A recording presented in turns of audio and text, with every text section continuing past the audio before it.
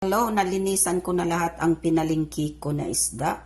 At ito yung kauna-unahan na nilinis ko yung pusit. Ayan na.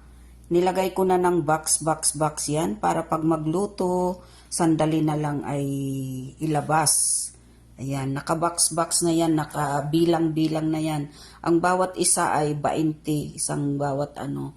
Ayan, may sapsap. Ayan yung sapsap ko. Ayan. Tapos galunggong, lahat ay galunggong, walang pinagbago.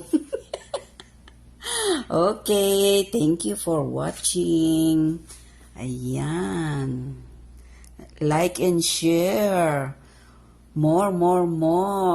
Pa-heart naman tayo dyan sa isda. Kung sinong may gusto, mag-mine. Ayan, guys.